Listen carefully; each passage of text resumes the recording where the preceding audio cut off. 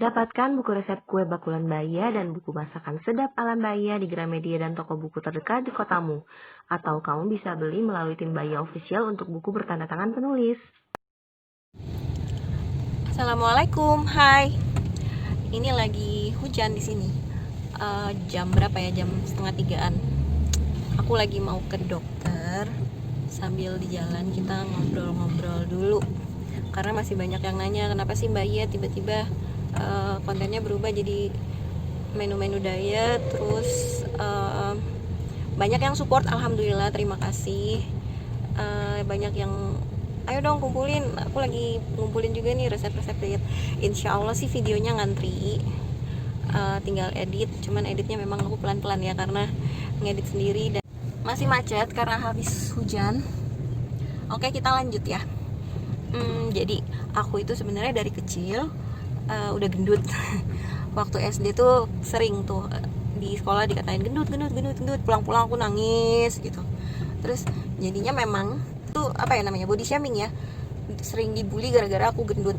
Jadi secara psikologis itu nempel, dan sampai gede aku tuh jadi ngerasa aku gendut.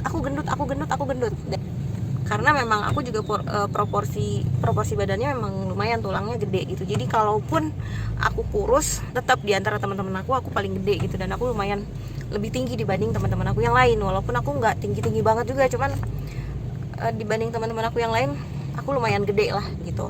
Akhirnya dari SMA tuh kelas 3 aku ngekos di Bandung. Nah setelah itu baru namanya anak kos ya, makanannya nggak teratur. Walaupun ya sering ngafe, sering apa, cuman kalau bedanya kalau ngekos sama tinggal di rumah itu kan, kalau di rumah mau makan udah siap semuanya gitu. Kadang-kadang dimasakin sama kakak sepupuku atau sama mama, udah siap lah intinya. Kalaupun mau Indomie misalkan udah ada semuanya kan kalau di rumah. Nah kalau di kosan kan belum tentu ada, terus nggak bebas juga pakai dapur. Walaupun ada dapur, cuman ya kurang nyaman lah ya mau masak yang heboh di kosan. Akhirnya ya di situ juga aku lumayan berat. Aku waktu itu sekitar 47 48, udah paling gemuk kalau 50, pernah 52. Cuman ya udah di situ aja terus 47 48 sampai kalau kata mama ngelihat leher aku tuh katanya kayak hanger gantungan baju. Terus kalau nggak di ini kayak apa, kotak sabun gitu, wadah sabun yang bentuknya gini nih. Nah gitu kan, di leher aku, di rahang.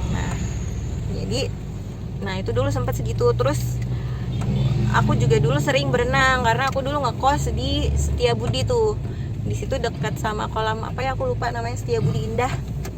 Iya benar, Setiabudi Indah tuh. Aku sering bener gak sih, aku lupa namanya. Pokoknya dulu rajin berenang karena teman-temanku juga pada senang berenang, jadi ya udah aku ikutan. Nah terus aku juga dulu sempet fitness. Nah kalau fitness ini aku rajin banget.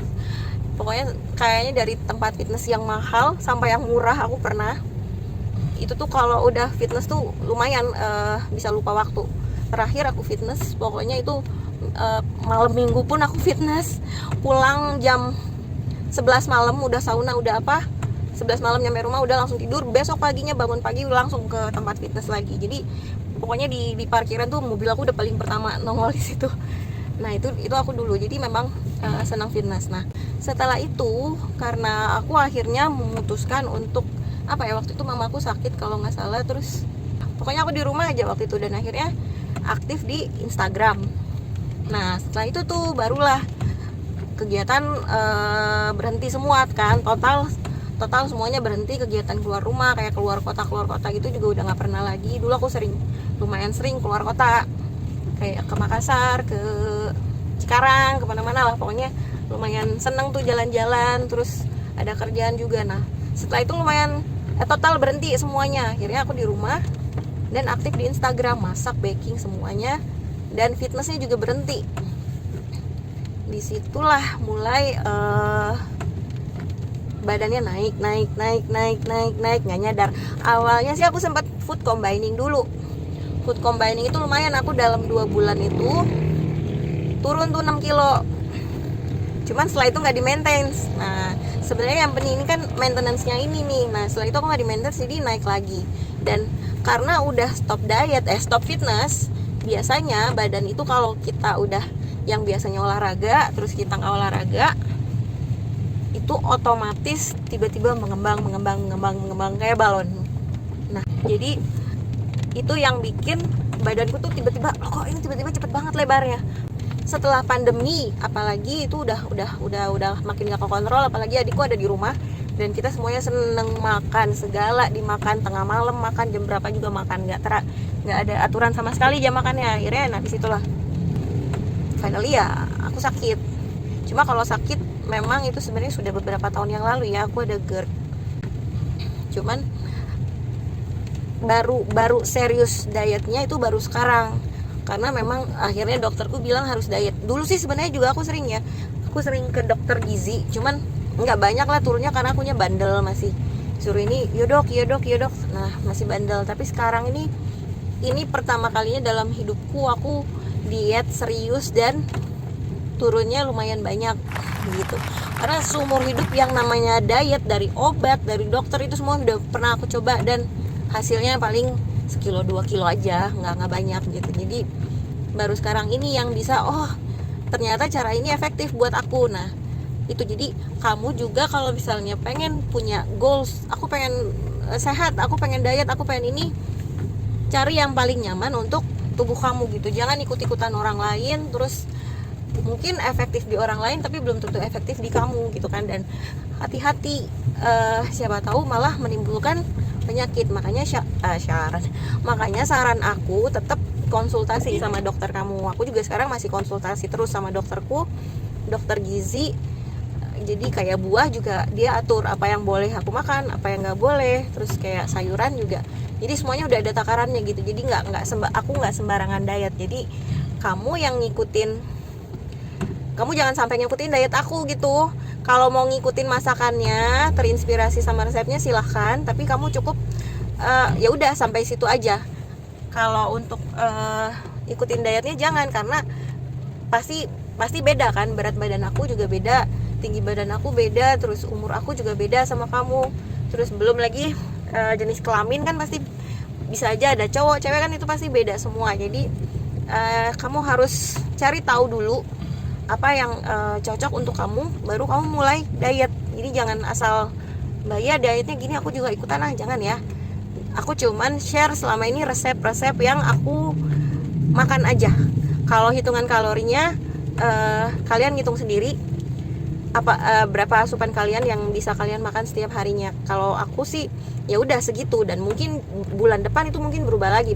Setiap berat badan aku turun itu pasti akan berubah terus gitu. Jadi bulan ini aku makannya apa belum tentu bulan depan sama gitu, karena kan kebutuhan aku beda gitu. Misal aku di berat 60 beda sama asupan aku di berat 50 gitu. Jadi jangan dipukul rata ya.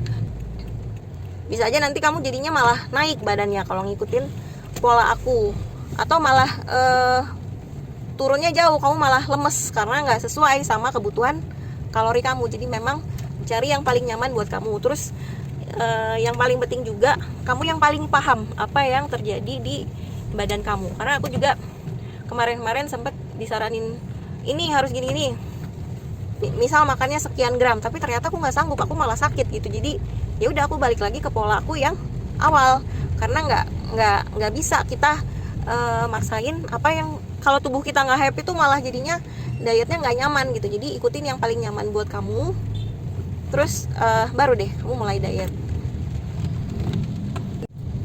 Oke, lanjut. Tadi sempat ngobrol sama papaku sebentar soal nyaman. Ya, nyaman ini bukan, jangan diartikan kamu diet tuh harus pengennya tuh enak-enakan gitu. Karena yang namanya kita mengubah kebiasaan pasti akan ada tanda kutip tidak nyamannya. Maksudnya gini loh, tidak nyaman ya karena yang biasanya kamu makannya mungkin segala dimakan. Nah sekarang kamu harus atur waktunya, cuma 3 kali sehari maksimal, terus dua kali buah gitu, atau 2 kali ngemilnya juga nggak boleh yang tiba-tiba gorengan atau tiba-tiba apa gitu kan. Nah nyaman itu bukan seperti itu gitu, bukan yang aku mau tetap makan gorengan, aku mau tetap makan ini, bukan seperti itu. Tapi nyaman itu dalam arti nggak bikin kamu sakit. Karena gini loh, sering banget orang diet malah jadinya sakit, malah jadinya lemes. Misal yang biasanya makan nasi terus tiba-tiba nggak mau makan nasi, tapi nggak ada pengganti lainnya tuh, cuman nggak ada pengganti karbo yang lain, jadinya malah lemes dan akhirnya sakit gitu. Nah itu yang nggak boleh ya. Nyaman itu bukan seperti itu. Jadi kamu cukup nyaman itu pahami apa yang dimau sama tubuh kamu. Kalau sampai tubuh kamu protes, itu berarti dia nggak nyaman. Nah, nyaman dalam hal seperti itu. Tapi misalkan untuk kamu makannya berapa, nah itu kan pasti ada aturannya dan kamu harus patuh gitu. Namanya juga diet ya, namanya juga mau turun berat badannya. Masa makannya masih mau sama-sama aja sih, yang tiap hari masih makan boba gitu, minum boba, kan nggak begitu ya. Sesekali mungkin boleh buat rekreasional, cuman bukan berarti seterusnya mau tetap dengan kebiasaan yang sama. Tetap di sini ada yang namanya perubahan kebiasaan, ya pasti akan ada nggak nyamannya dulu gitu loh. Memang sengaja buat menu yang aku bisa lupa sama makanan-makanan yang dulu yang sering aku makan gitu. Diet yang nyaman, diet yang tetap enak, yang aku tetap fun gitu, nggak menderita. Karena dulu aku tuh nggak mau ada diet tuh kalau ngelihat orang makan cuma nasi, telur rebus sama kecap. Aku mengubah proses masaknya, bahan-bahannya aku ubah gitu. Jadi terus porsinya aku ubah. Nah itu versi aku.